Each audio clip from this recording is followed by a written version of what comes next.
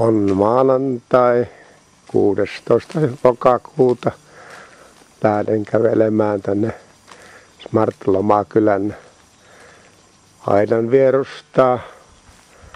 Tuollaisia kukkakoristeilla on nämä aidat koristeltu. Aion käydä tuolla aidan vapaalla puolella.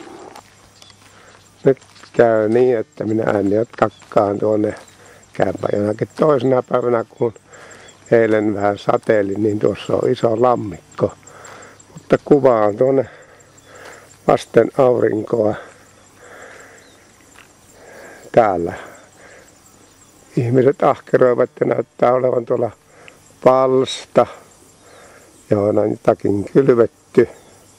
Kasvatetaan ja vuoret siintävät tässä aivan ehkä kilometrin päässä. Tuommoinen vuorijuna, kallioinen vuorijono siellä on.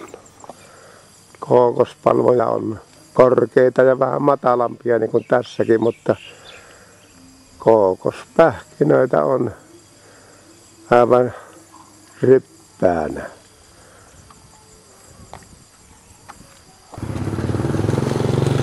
Tuossa vierestä menee korkeajännitys sähkölinja. Tuolla metsän siimeksessä on paikallisen asukkaan hyvin vaatimaton asunto.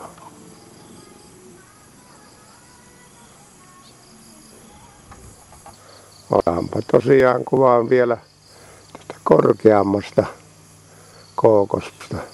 Palmu tuottaa kookoshedelmiä. Täällä tien varressa on mielestäni kaunein palmu.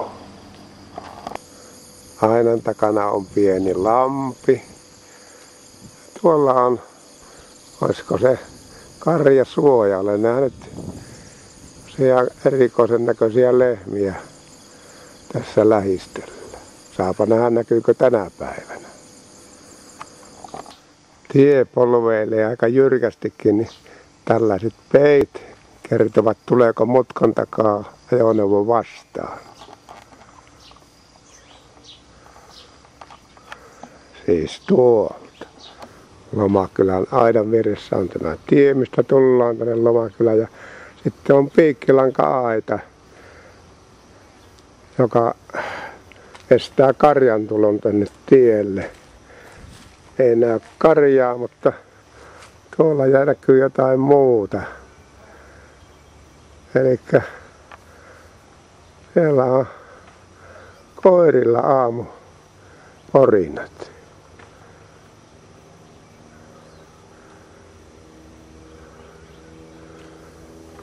Karja on tallannut tämän tantereen näköjään aika sileäksi. Kävelin tietä jonkin matkaa eteenpäin ja täältä tuli. Näyttääkö miltä? Jaakko sanoi, että tämä ananasviljelijät, sen huomaa myös tuolta tietä ajassa, niin ovat 2 vuoden aikana lisääntyneet huomattavasti. Tässäkin on 2 hehtaaria ananaksia. Otetaanpa lähikuvaa. Elikkä tällaisia hedelmiä, joita Suomessakin syömme ja kuka tahansa niitä syö. Täälläkin niitä on tarjolla. Hienosti. Ananasviljelmiä. Autoja kulkee silloin tällöin tänne Lomakylään. Ananakset on istutettu riveihin, 2 riveä noin 80 sentin välein ja taimiväli noin puoli metriä. Sitten on metri väliä ja tulee tuossa uusi rivi. On täällä viljelmällä seuralainenkin tällainen pienoinen koira, joka äsken ärhenteli minulle.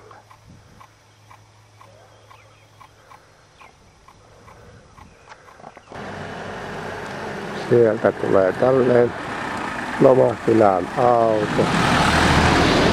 Ja taustalla näkyy todella persoonallisia thaimaalaisen Lomakylän vesitornia.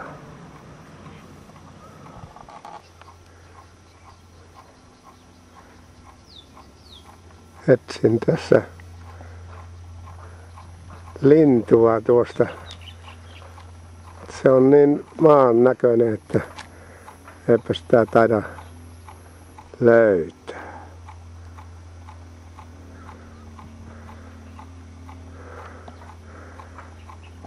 Tuossa veden vieressä on yhtäkkiä katsoen voikukkaa, mutta ei varmasti se sitä ole.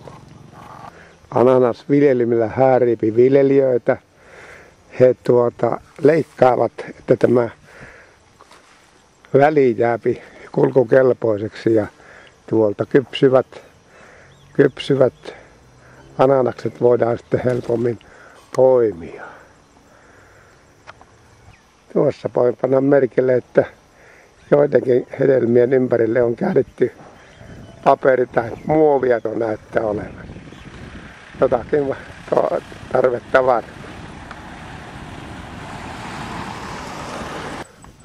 Tätä ananasviljelmää ei ole ehditty hoitaa, eli tuo käytävä on leikkaamaton.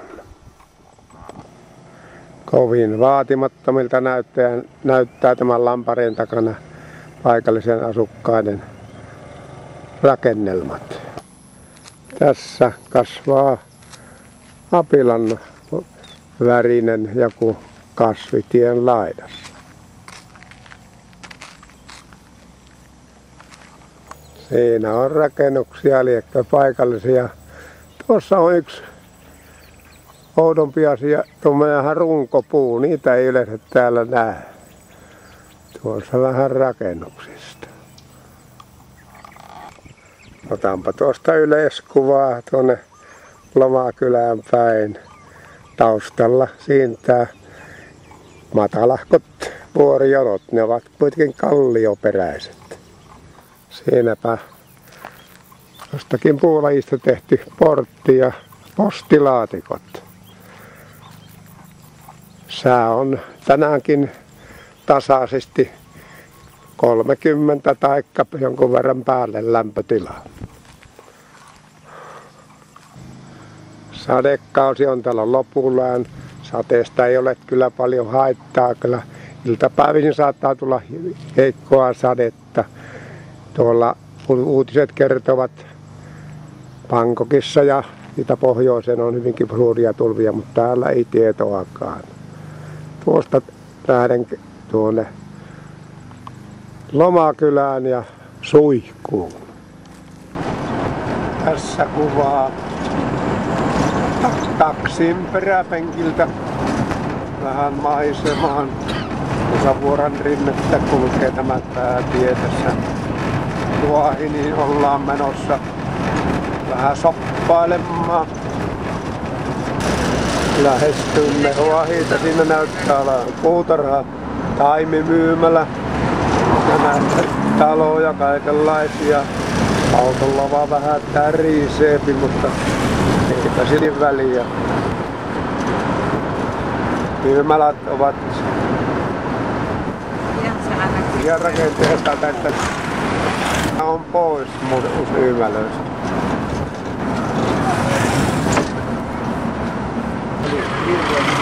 Siinäpä katukuvaa on aivan lähellä tätä keskustaa.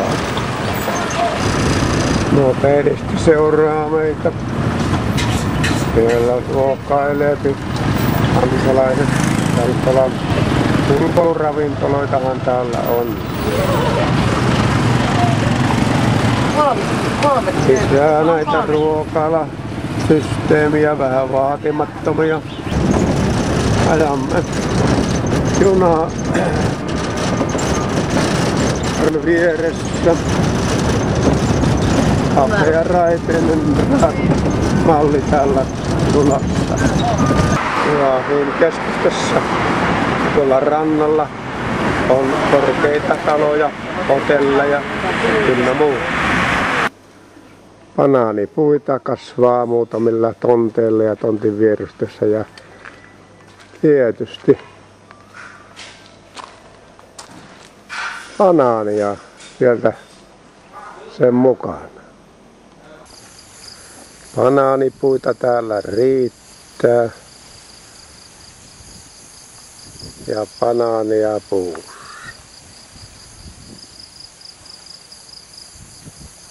Tuolla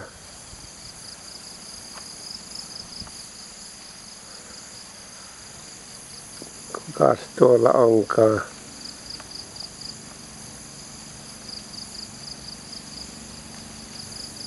Löytyykö sitäkään?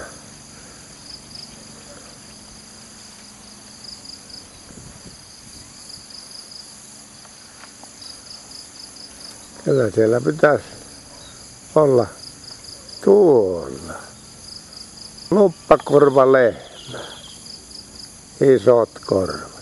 Otetaan päivällä, kun jos saadaan seisalta, niin parempi kuva.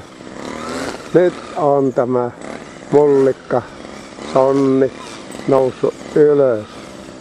Katsotaanpa, kun sillä on lorppakorvat. Lerppakorva. Nyt ei kärpäsiä näy.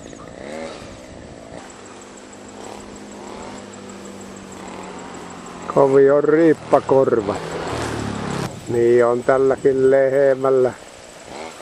Ja on kuin kärpäslätkät. Ja.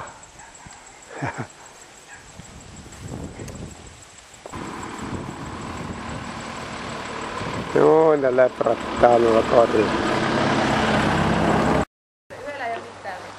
Täällä on. Ja yhdellä on mitään päällä. Täällä on tämmönen Borealle ammassessio. Uimari. Ja toinen uimari.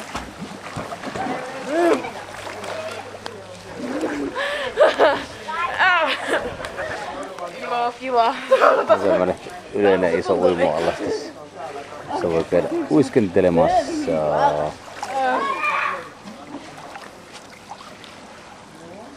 Sanokaapas moi. Terve. Ehkä mä en palaa. Terve. Ehkä se et palaa ulos.